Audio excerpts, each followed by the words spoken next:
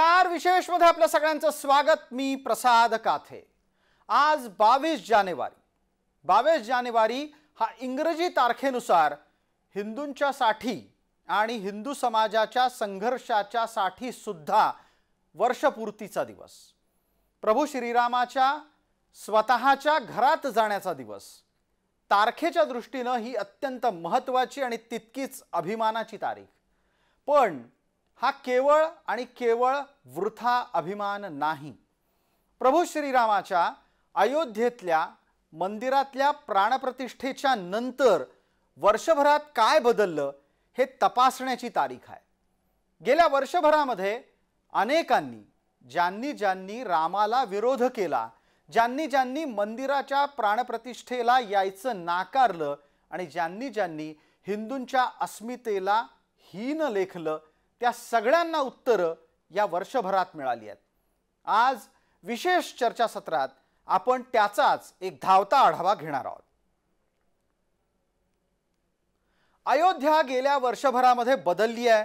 राम मंदिराच्या स्थापनेपासून आत्तापर्यंत अयोध्येतच नाही, उत्तर प्रदेशातच नाही, तर भारतातही बदल झाले आहेत। पटकन पहिल्या टप्प्यावर जाणून घेऊ की नक्की अयोध्येमध्ये काय बदललं। आता अयोध्येतले रस्ते रुंद आहेत। पूर्वी हे एक अत्यंत चिंचोळ्या रस्त्यांचं शहर होतं। आता तिथे सुशोभित मंदिर परिसर सुद्धा आहे। अयोध्येत आता आंतरराष्ट्रीय विमानतळ बनलंय। इतकंच नाही तर अयोध्येतलं रेल्वेचं स्थानक भव्य आहे, रुंद प्लॅटफॉर्म इथे आहेतच। याच्या जोडीला अयोध्येत दररोज 1 लाख रामभक्त सध्या येतात। ही संख्या भविष्यामध्ये 1.5 लाखापर्यंत जाईल आणि महिन्याला किमान 1 कोटी रुपयाचं दान त्यामुळे सध्या राम मंदिराच्या तिजोरीत जातंय। दुसरा परिणाम म्हणजे लघु उद्योजकांचं दररोजचं उत्पन्न 300 रुपयावरून 2,500 रुपयांपर्यंत पोहोचलंय। भक्तांसाठी 35 नवी हॉटेल्स उघडली आहेत, तर 600 घरांमध्ये निवारा उपलब्ध झालेला आहे। अयोध्येतल्या या बदलाच्या संदर्भात आपल्या सोबत चर्चेच्यासाठी 2 मंडळी आहेत। आपल्या सोबत श्रीनारायण तिवारी आहेत। श्रीनारायण तिवारी हे या विषयाचे अभ्यासक आहेत, पत्रकार आहेत। मुख्य म्हणजे ते उत्तर भारतातले जरी असले तरीही ते पूर्ण नीट उत्तम मराठी बोलतात।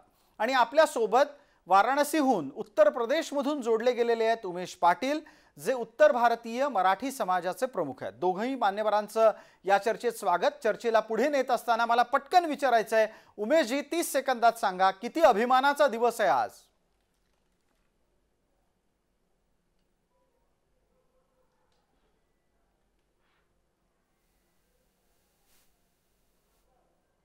उमेशजी, आपला आवाज आपण सुरू करा आणि मग चर्चा करा, कारण तुमचा माईक बंद आहे। मी तत्पूर्वी एकदा पटकन श्रीनारायण तिवारी यांच्यापर्यंत जाऊन येतो। तिवारीजी, ज्या पद्धतीनं मंदिराच्या आसपासचा परिसर विकसित झाला त्यामुळे फक्त आणि फक्त अयोध्या पुढे गेली, उत्तर प्रदेश पुढे गेला का भारत?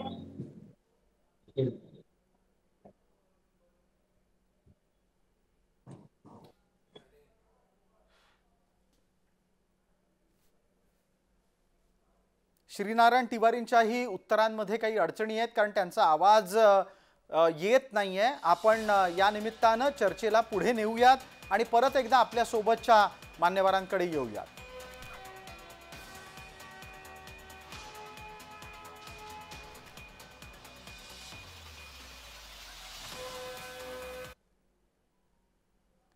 भारत 5 ट्रिलियन म्हणजे 5 ट्रिलियन डॉलरच्या इकॉनॉमीकडे जाण्याचा दावा करत आहे। या दरम्यान जो सगळ्यात महत्त्वाचा टप्पा आहे तो म्हणजे अर्थव्यवस्थेला चालना देण्याच्या संदर्भातला, आणि तो कारखान्यांमधून का मंदिरांमधून असा थेट प्रश्न जवळपास 8 महिन्यापूर्वी आम्ही देवेंद्र फडणवीस यांना विचारला होता।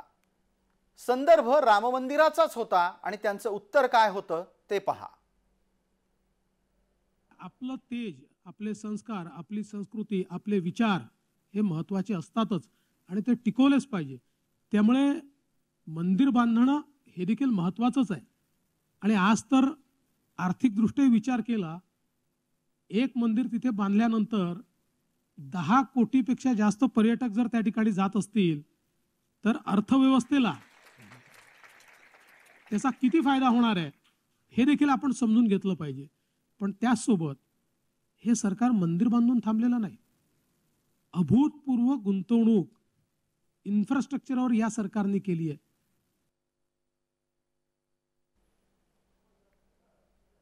या चर्चेच्या साठी आपल्या सोबत उमेश पाटील आहेत, उत्तर प्रदेश मराठी समाजाचे प्रमुख.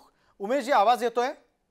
हो येतोय. बिलकुल. आता अतिशय उत्तम आवाज आपला येतोय. मला पटकन सांगा, आजचा दिवस हा तुमच्यासाठी किती आनंदाचा आहे? वर्षभरात काय बदललेलं दिसलं आपल्याला? 22 जानेवारी हे दिवस विश्व गौरव दिवसच्या रूपात मानला जाणार आहे. आज पण 22 तारखेला आणि इथून पुढे सुद्धा विश्व गौरव दिवसच्या रूपात मानलं जाणार आहे. आणि उत्तर प्रदेशचा आर्थिक खेळणं खूप प्रगती होणार आहे या मंदिरामुळे. जे लोक येतात, पर्यटक येतात आणि हे पर्यटक इथं येतात आणि उत्तर प्रदेशच्या प्रत्येक जिल्ह्यात एक काय ना काहीतरी क्वालिटी आहे. जसं कानपूरचा चमडा फेमस आहे, तर लखनौचा चिकन फेमस आहे, हाथरसचा हिंग पसंत, असं प्रत्येक जिल्ह्यात काय ना काय तर आहे. फिरोजाबादची चुडी, त्या सगळ्या धंद्यासनी, सगळ्या व्यापारासनी एक चांगला लाभ होणार आहे त्या गोष्टीचा. उमेश पाटील, आपण जोडलेले राहा. या चर्चेत आपण एक मुद्दा आणखीन घेऊयात. राम मंदिराच्या उभारणीच्या मुळे केवळ आणि केवळ काही उत्तर प्रदेशाचं भलं झालंय अशातला भाग नाही, अयोध्येचं भलं झालंय अशातलाही भाग नाही. भारताला त्याचा काय फायदा झाला त्याचा तपशील आपण पटकन पाहणार आहोत आणि मग त्यानंतर श्रीनारायण तिवारी यांच्यापर्यंत पोहोचणार आहोत. त्याला सगळ्यात मोठा फायदा म्हणजे जी राम मंदिर बनल्यामुळे जी बाहेरनं विदेशचे लोक येतात दर्शनार्थी, ते त्यानं आपला गौरव आपल्या देशाचा पुऱ्या देशात, पुऱ्या दुनियात पसरतो की हा आपल्या भारतात अगर सगळ्यात मोठं मंदिर राम भगवान प्रभू रामचं आहे आणि त्याच्या दर्शनासाठी लोक बाहेरनं विदेशात येतात, तर ही पुऱ्या भारताचंच याच्यात गौरव होण्यासारखं कार्य. बिलकुल उमेश पाटील, मी पुढचा प्रश्न आपल्याला विचारेन, मग आपण त्यावेळेला बोलूया. मला पटकन राम मंदिर हे भारताच्या अर्थव्यवस्थेसाठी कसं उपयोगी पडतंय ते दाखवायचं आहे. आपण त्यानिमित्तानं समोर येणारा तपशील पहा. अयोध्येच्या पुनर्विकासाच्यासाठी 25,000 कोटी रुपयांची गुंतवणूक अपेक्षित आहे. अयोध्येत दरवर्षी 15 कोटी भाविक येतील असंही अपेक्षित केलं जात आहे. आत्ता ही संख्या जवळपास 13.5 कोटींपर्यंत पोहोचली आहे. जगभरातल्या प्रमुख धर्मक्षेत्रांच्या यादीत अयोध्या त्यामुळे मानानं स्थानापन्न झाली आहे. मक्का, सुवर्ण मंदिर, व्हॅटिकन या धर्मस्थळांपेक्षा अयोध्येत भाविक जास्त येतील आणि स्वाभाविकरित्या त्याचा फायदा तिथल्या पर्यटनाला आणि देशाला सुद्धा होईल. भारताच्या सकल राष्ट्रीय उत्पन्नामध्ये पर्यटनाचं योगदान सध्या केवळ 6.10% आहे. विकसित राष्ट्रांच्या तुलनेत भारतात पर्यटन दुर्लक्षित आहे, पण त्याची वेगानं वाढ अपेक्षित आहे आणि त्याला चालना राम मंदिरामुळे मिळणार आहे. राम मंदिरामुळे देशाच्या पर्यटनाला चालना मिळेल ही अपेक्षा आहेच. श्रीनारायण तिवारी यांच्यापर्यंत पोहोचू. तिवारीजी, एका वर्षात तुम्हाला काय बदल दिसले? हे बघा, उत्तर प्रदेशात जे काय बदल दिसतोय ते not only in Indian, not only for India, हा विदेशातून आलेला प्रत्येक माणूस अप्रिशिएट करून जातोय. आता तुम्ही एक प्रश्न विचारला पाटीलजींना की त्याच्यामध्ये भारताच्या ह्याच्यावर काय परिणाम होईल ते तुम्हाला सांगतो मी. परदेशातून आलेला पर्यटक फक्त श्रीराम या धार्मिक श्रद्धालू फक्त श्रीराम मंदिर दर्शन घेऊन परत जाणार नाही. तो त्र्यंबकेश्वरला येईल, नाशिकला येईल, आपला तो तिरुपती बालाजीकडे जाईल, तो वैष्णव देवीला जाईल. म्हणजे पर्यटन हा वाढला एकूण इंडियाचा विकास होईल, भारताचा विकास होईल. आणि आपण गर्वाने सांगतोय ना उत्तर प्रदेश, आता तुम्ही बघून तर जा उत्तर प्रदेश. हे बघा, आता तुम्ही उत्तर प्रदेशमध्ये कुठेही गेला तुम्हाला लॉ अँड ऑर्डरची समस्या भेटणार नाही. प्रत्येक ठिकाणी तुम्हाला काही ना काहीतरी विकसित होतो उत्तर प्रदेश असा दिसेल. श्रीनारायण तिवारी, पुढचा प्रश्न घेतो पटकन, आपल्यासाठी तो आहे. वेळेच्या मर्यादेत आपल्याला बोलायचं आहे. या सगळ्या घटना बदलत असताना राजकारणाच्या दृष्टीने सुद्धा काही परिणाम झालाच असेल. ज्यांनी रामाला नाकारलं त्यांची परिस्थिती भविष्यात कशी होणार आहे?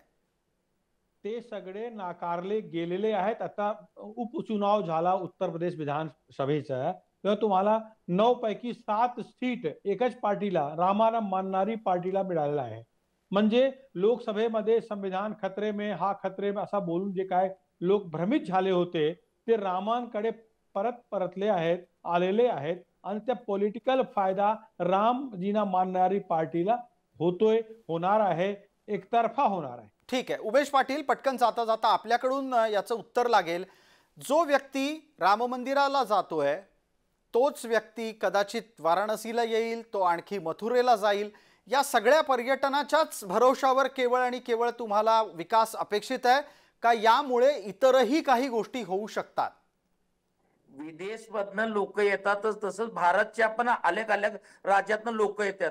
मी तुम्हाला सांगू इच्छुक आहे की महाराष्ट्रातनं इतके पर्यटक येतात आणि ती अयोध्या, वाराणसी आणि कुंभ या तिन्हीसाठी मला इतके फोन येतात की असं कळून येतंय की हा, जेव्हा मला महाराष्ट्राचे फोन येतात त्याचा अर्थ भारतात किती लोक येत असतील आणि विदेशात किती लोक येत असतील.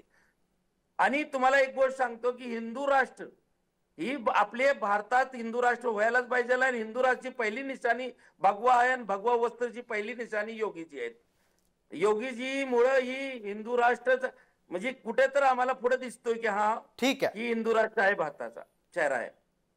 धन्यवाद. आपण दोन्ही मान्यवर या चर्चेत सहभागी झालात आणि एका धावत्या आढाव्याच्या निमित्तानं आपल्याला देशात एका मंदिरामुळे काय काय बदलू शकतं याचा अंदाज आला असेल. भविष्यात सुद्धा आपण याच निमित्तानं भेटत राहू. तुर्तास आपण दोघंही मान्यवर या चर्चेत आलात त्याबद्दल मनपूर्वक आभार. विशेषच्या या भागामध्ये तुर्तास इतकंच. आपण पाहत रहा फक्त जय महाराष्ट्र.